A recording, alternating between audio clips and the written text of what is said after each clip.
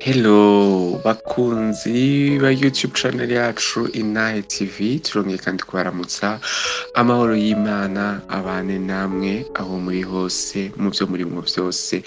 Amahoro y'Imana aganze isi, eka aganze imitima yanyu mwese.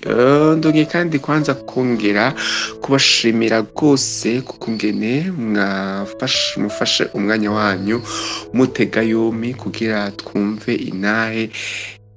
Mwene wacu urashaka kudushingira atubwire ivyo Yesu yamukoreye, ariko imbere yuko tumwumviriza reka ndakwibutse ko utari bwagire subscribe canke sabone kugira ngo uyigire, hama igihe cose uzokwame uronka Inahe zacu bitakugoye. Rero imbere yuko twumviriza Inahe agadushikirize, reka tumira amate mu mwanya turaje tubandanye.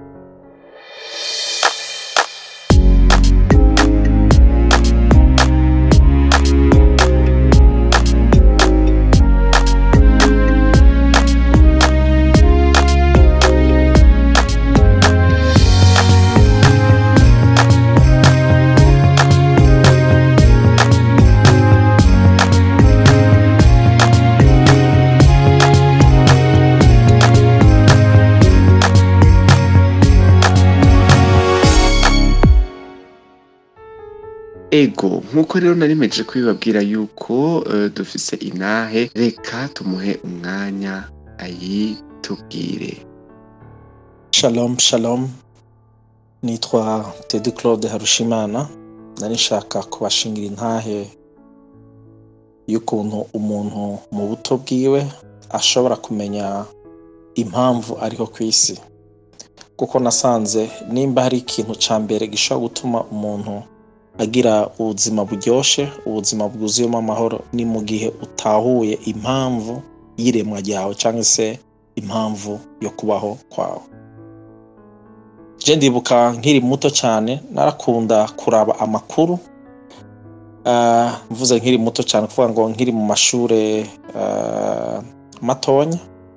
Ikintu ca mbere nakunda mu makuru, sinakunda cyane cyane amakuru ayari yose, mugabo nakunda hari agace batwereka mu makuru ka interview, aho wasanga umenyesha amakuru kanaka ariko abaza umuntu umurongozi umutegetsi amubaza ibibazo. Rero uwo mwanya nkawukunda cyane kurusha iyindi myanya. Umva rero sinatahura igituma ivyo bintu nabikunda cyane. Mu nyuma rero maze gukura, maze kurangiza amashure yanje yisumbuye, ntanguye gato kaminuza, iyo nyota yo kuba umuntu amenyesha amakuru cyane cyane abaza ibibazo abantu ibandanya ikura. Niko rero nisanze ntanguye kuza ndagirisha ibiganiro biciye muri televiziyo imwe isanzwe ikorera mu gihugu c'u Burundi, ndetse ndanagira n'ibiganiro bitandukanye vyagiye biraca ku maradiyo asanzwe asamirana ngaha mu gihugu c'u Burundi. Ako gusa n'akarero gusa gato kamwe gashobora kukwereka ukuntu ushobora kugenda umenya impamvu Imana yakuremye cyangwa se impamvu uriho kw'isi.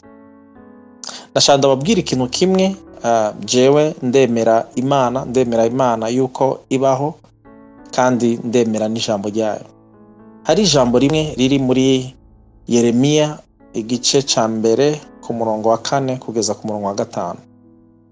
Imana iko irabwira Yeremiya yuko ariyo yamutoranije, yuko akiri urusoro Imana yari muzi, mugabo ari ikindi kintu cankoze ko aho Imana yamubwiye ati utarabaho nari namaze kugutoranya kugira ngo uzobe umuvugishwa w'amahanga. Ibi navyo bikaca bisubira kutuzana gutahura yuko umuhamagaro cyangwa se impamvu yo kubaho kwawe niyo Imana yabanje kwiyumvira imbere yuko wewe ikurema. Rero nta kintu rero coca kiryoha mu buzima nko gutahura impamvu y'iremwa ryawe. Nashaka rero muri kino kiganiro nsangire namwe ibintu bavuga nti nyamukuru bitatu ushobora gufatira ko bishobora kugufasha kugira ngo ushobore kumenya igituma uriho. Navuze bitatu, mugabo kandi ndashobora no kongera ko icya kane. Ica mbere nashaka kubabwira cyo kuzana kumenya impamvu y'iremwa ryawe nuko ufata akanya ko kuvugana n'Imana ugasenga. Naho wata bintu byinshi cyane ubuzi gusenga, kuvuga amajambo menshi, mugabo gusa gufata akanya ukabwira Imana ngo Mana, numva shaka kumenya impamvu ndiho kwisi. Mana, ndashaka yuko ubuzima bwanje buba ubuzima bufatiye kuco wewe wandemeye. Kuko muzorabe kenshi iyo udafasha akanya ko gusenga Imana kugira ngo ikurongore, ikwereke cyangwa se igusigurire igituma yakuremye, rimwe na rimwe birashaka kukugora kugira ubuzima buryoshe. Uzoshaka kwikompara n'abastar bo nga mu Burundi, bo kwisi, bo mu bice bitandukanye byo kwisi, kwereka uko ubwawe ntiwatahuye neza yuko ahubwo impamvu yawe yo kuremwa Imana kuremye kugira ngo ushobore kuba inyishu y'ikibazo kimwe canke ibibazo byinshi biri kwisi. No kuvuga ngo mu gihe uri kurondera gusa n'abandi, gushimisha abandi, uri kuratakaza umwanya. Rero navuze nti ikintu ca mbere ukwiye gusaba Imana no kubwira ngo Mana, ndashaka umbwire igituma wandemye. Navuze yuko bidasaba kuba uri umukirisu umaze imyaka myinshi canke se ngo we umuntu akuze, no, muri iyo myaka yawe nyene mike ufise canke kumbura shaka uri umuntu ukuze uri kurumviriza kino kiganiro. Rero intambuko ya mbere ishaka kugutuma umenya impamvu Imana yakuremye nuko Imana uyibaza, kuko niyo yakuremye, ni nayo ikuzi neza. Hanyuma muti none Imana nzokumva ijwi ryayo? Nagomba ndakubwire ngo Imana ivuga mu buryo bwinshi. Imana irashaka gukoresha abantu batandukanye. Imana kandi irashaka gukoresha ijambo ryayo mugira uko rarisoma cyangwa se mugira uko raryumviriza, cyangwa se Imana irashobora nawe nyene ubwawe ukumva n'ijwi ryayo. Ijwi riri novuga nti risamirana ryumvikana. Kenshi Imana hari igihe ibikora.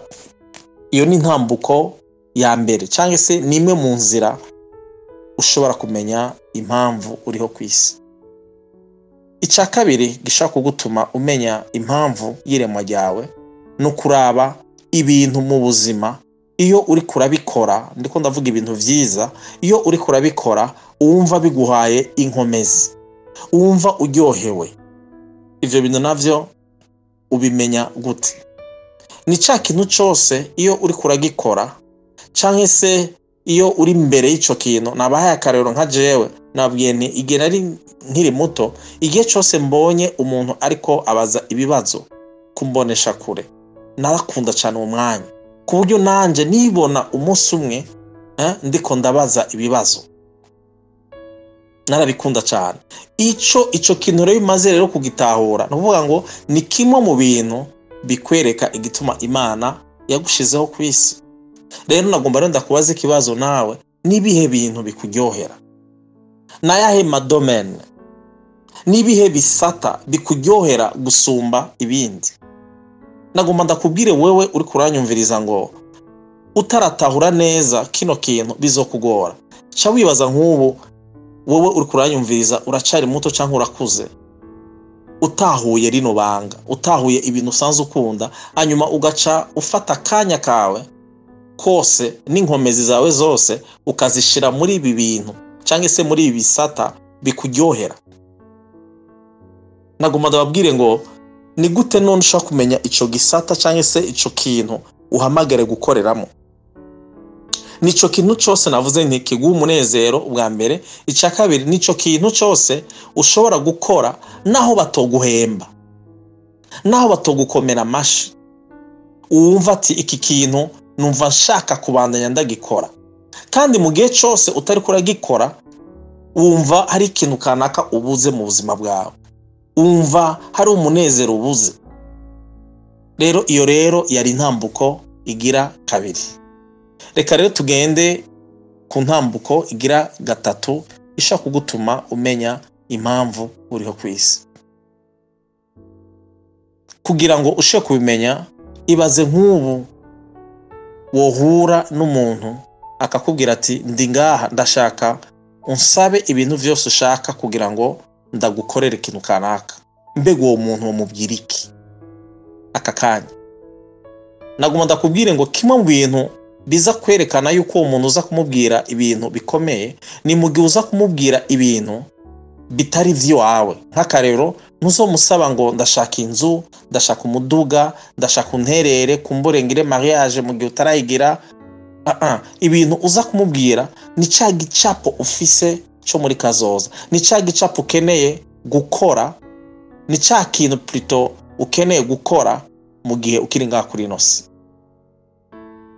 Ni giki ubona, ni giki wifuza gukora muri ino si, canke se mandi majambo ni kihe kintu ngaha kuri ino si. Tureke ivyo vyo kubaza ati haje umuntu akakubaza ivyo bibazo ati ndagukorera iki. Mugabo gerageza wibaze nk'akarero ni kihe kintu kikubabaza cyane gusumba ibindi. Nibihe bintu bikubabaza aho mu kibano, mu gihugu, mu bice bitandukanye vyo kwisi, nibiki bikubabaje cyane uvuga ati hamwe noronka umuntu anshigikira ibi bintu ibi nibi no birangura. Iyo yari intambuko igira gatatu. Reka rero tugende ku ntambuko igira kane, ariho nashaka gusozera. Intambuko igira kane ni mu gihe wibajije iki kibazo gikurikira. Nk'akarero dufate nk'ubu uri kuragendagenda mu ibarabara, uciye ubona ikintu kitameze neza, abandi bantu bose bakarengana ico kintu, mugabo kuri wewe wagomba gutera intambuko imwe ngo kirengana ico kintu, ukaguma wumva umutima uguma ukubwira ati subira inyuma, canke se nugira ikintu kanaka ukoze kugira ngo ico kintu gihinduke. Rero nashaka kuvuga kuri intambuko ya kane, nashaka kukubwira ngo ni kihe kintu uzi gukora neza. Murabizi nk'abajene hari gihe wowe wibaza yuko ibintu vyose babishobora, mugabo ubu nyine umuntu yo kubaza ikibazo ati mbwira ikintu kimwe wowe uzi gukora neza gusumba ibindi. Rero nivyo bintu bine rero canke se izo ntambuko zine zishobora kugufasha kumenya impamvu waremwe. Rero nashaka rero kubatera intege ndababwira ngo ibi bintu bine musubire kandi muvyiyumvire ko, kandi ndabizi yuko mu kubandanya uvyiyumvira ko wandike ikintu cyose inyishu. Iyo nyishu rero ni waheza kwironka, ni naho rero uzoca utangura kumenya impamvu y'iremwa ryawe. Mwakoze kunkurikirana, Imana ibahezagire. Amen, amen, amen, amen, amen, amen. Imana ni nziza, Imana irakomeye. Murumva neza ivyo mwene wacu Teddy Claude ahejeje kutubwira. Yatanguye avuga yuko yarafise indoto atarahiza amashuri yiwe, yafise indoto y'amabona abajournaliste babaza question muri emission, abona abaza abategetsi bagiriki akabikunda. Urumva yuko byari ibintu akunda. Hama rero mu nyuma nkuko mwabikurikiranye, sishobora kubivuga byose, ariko mwabikurikiranye mwumvise neza ko mu nyuma byavuye biba kubera yarafise indoto muri we kuko yabikunda. Rero yaciye agira ko ashimangira gose kugwaruka ababaza yuko biyumvire gose kuco bobo bashaka gukora, ico bakeneye gukora, bumva bofasha igihugu canke cyumva bufasha abandi. Turamushimiye rero Teddy Claude ukanya keza yaduhaye ko kugira ngo adusangize izina yiwe, kandi vyongeye irimwo n'impanuro no gufasha urwaruka. Nukuri turabimushimiye gose, Imana imuhezagire gose. Reka nawe ndagushimire ku kanya kawe waduhaye ukadutega yomi kugira ngo wumve dusangire ivyo Yesu yashoje kandi kuduha uyu munsi. Reka nararateba ndakwifurize kugira umugisha, ariko imbere yuko ndangiza nashaka ndakwibutse yuko namba ufise inaye ushaka kudusangiza, ushaka kuyaga natwe, wo twakura cyangwa ukatwandikira kuri email ya inayezayesu@gmail.com inayezayesu@gmail.com. Imana yacu ibahezagire ibagirire neza. Ndakwibutse wowe utari bwagire subscribe kufyonda subscribe canke se sabone ufungire kandi ufyonde nako gakengeri kugira ngo igihe cyose dushizeko ivya inayi zacu muze mwame muba abambere mu kuzironka. Nuko rero ndabikebanuye, reka ndabasezere ndabifuriza umugisha mu vyanyu no mu banyu. Imana nyene amahoro ibagirire neza, naho butaha. Bye bye.